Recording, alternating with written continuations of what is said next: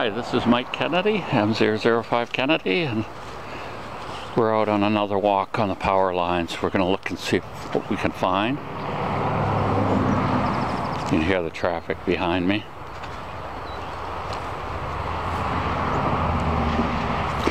This is a snowmobile trail again.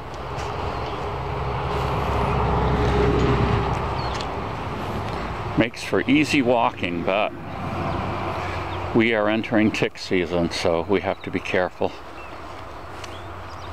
Spray ourselves with stuff. Check ourselves afterwards. Here's an interesting looking plant. Don't know what this is. It's a shrub. It's coming up. There's green shoots that are flowering. It's got these little leaves coming out of it. Pretty, whatever it is. You can see this area is consistently wet. You can tell that by the cat nine tails. You see the heads from last year that are fallen over. Now actually this might be a time of year to actually dig up the roots and see if the rhizomes have started to come out. That's the best edible part of the root, rather than trying to process the root itself.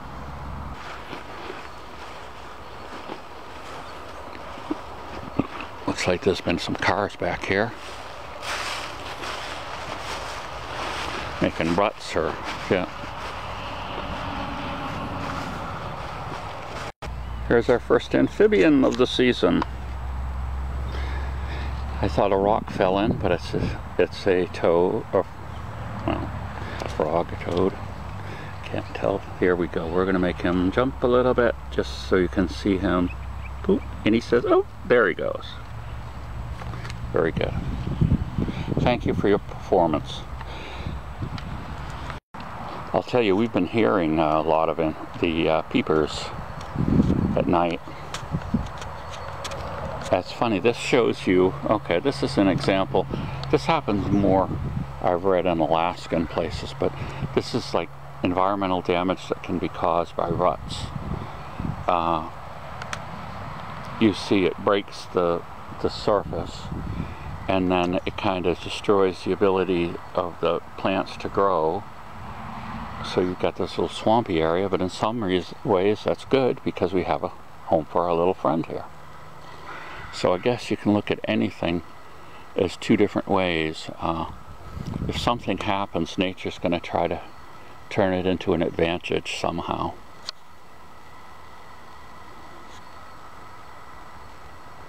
Now, someone on a Facebook group helped me identify these, so I can't claim credit for finding this myself. But this is the spore stage of horsetail. It's a primitive plant. It sends up this little stalk with a spore head on it, and that will be followed, or sometimes at the same time, by the leafy green part of the plant, which, to be honest, I don't see any of them right now, so they're obviously gonna come up later. Of course, there's tons of juniper here, and that's because we're kind of in an artificial environment, and by that I mean we've got the power lines. They cut the trees, so it's kind of like mowing your front lawn, but a lot higher. So they're cutting out anything that could grow up and interfere with the power lines. So hence, that makes it a perfect place for this low bush juniper to grow.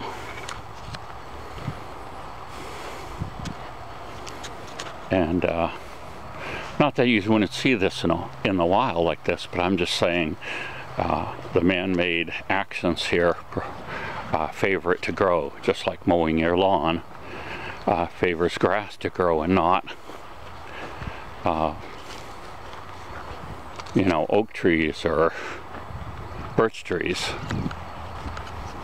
Because when they were young, you would cut them off with your lawnmower.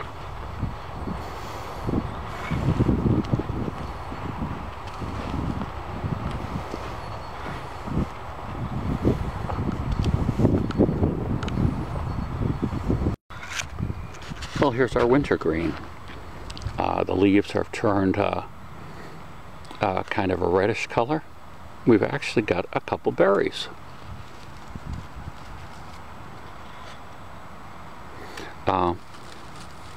Wintergreen used to be the source of methyl salicylate, which was kind of a painkiller that you put on you a kind of liniment.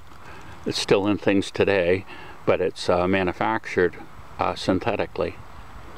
Of course, you can get wintergreen flavored candy and gum and different things like that, but the berries, of course, are flavored like wintergreen, and the leaves, the red leaves especially, have a strong taste to them.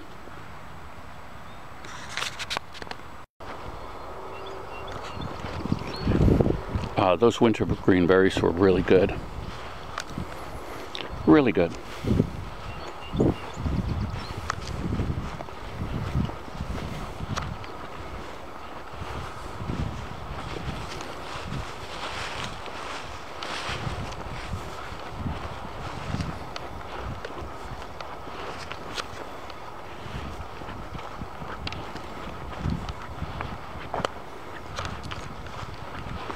I believe this was the area one year I found trout lilies, but they had all flowered. And as is normal with plants, a lot of times the life cycle is the first year all the energy goes into making the bulb. The second year all the energy comes out of the bulb and it shrinks to make the flower. So usually digging up the ones with flowers, well, it is pointless because there's no bulb underneath. So you gotta identify them by the leaves, which is quite easy to do. Oh, here's some partridgeberry. We got tons of partridgeberry. Looks like you can see the long runners. We've got more wintergreen up top. The partridge berries look almost identical to the wintergreen berries, except they don't taste like anything. But they are bright red.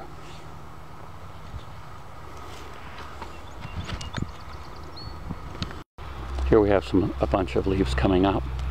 Now this could just be false lily of the valley, but I'm not sure. It's so small, I can't really tell. So we'll have to check back at this spot and see what these turn into.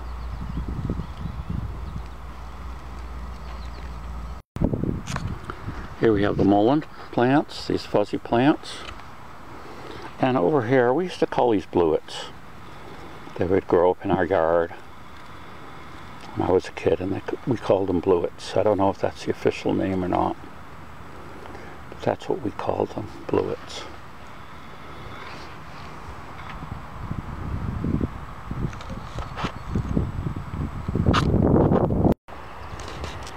Or mullein, or mullein, I don't know how you say it. Never heard it pronounced by someone else. But we've got 1, 2, 3, 4, 5, 6 plants right here. Oh, 7, 8, it's all over the place. There's a lot of it around. There's a lot of it. In this tree we see the dreaded caterpillars, tent caterpillars' nests. There's how many? There's 1, 2, 3, 4, 5, 6, 7, 8 on that one tree. They're very destructive. I don't think anything eats them, that's the problem. The caterpillars themselves are very irritating, I think, to the skin if you handle them. But I have a feeling that probably not a lot of animals eat them. I could be wrong. Well, I'm not wrong because there's too many of them left. There can't be anything eating them. Not much of them. Here's our mini geology lesson included. These white rocks are quartz. Now, Quartz has kind of a semi-transparent look to it. Quartz can be perfectly clear. It's usually milky white, and it can take all kinds of different colors on. It can be gem quality in Maine.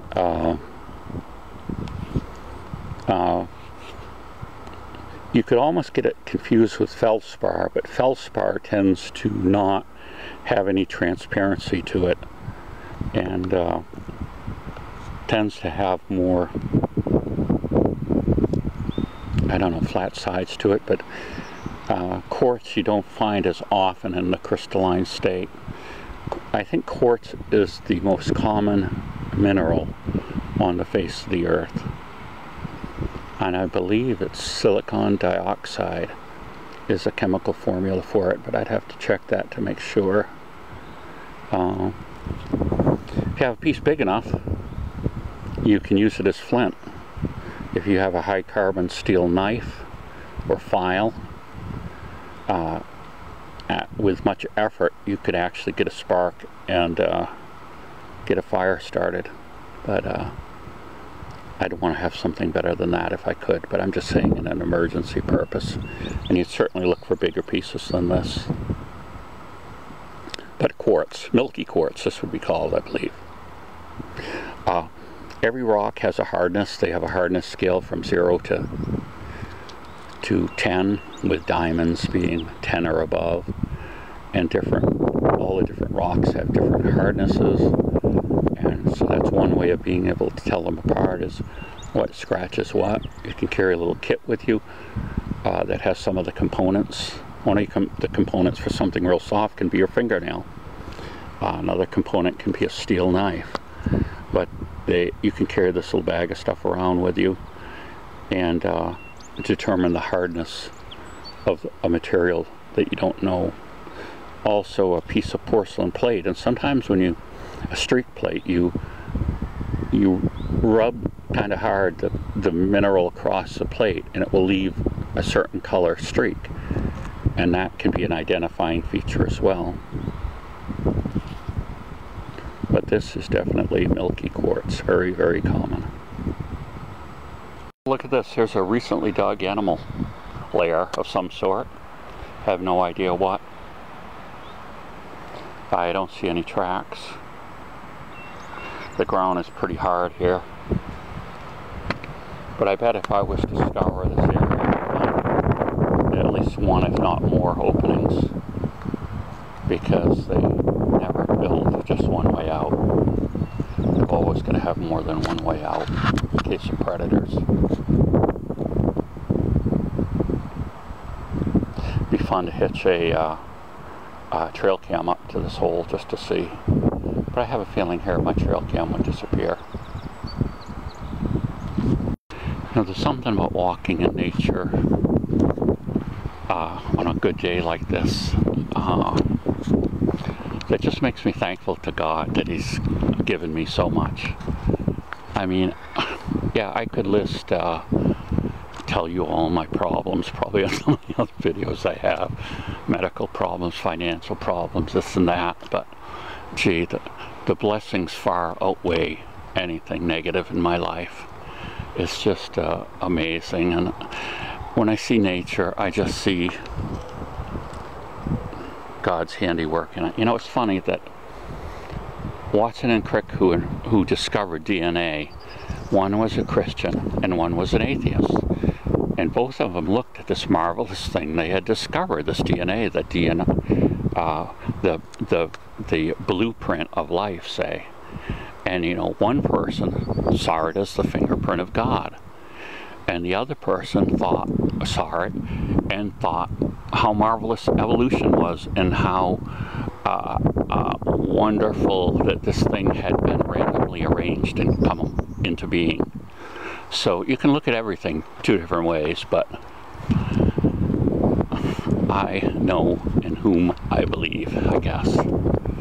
Well, there's an interesting tree over there. Let's take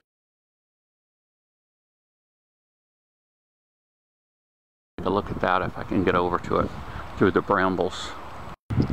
For the snowmobile trail, they put in culverts.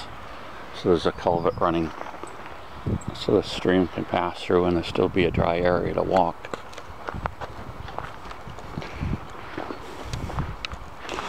Or not to break through the ice with your snowmobile, I guess.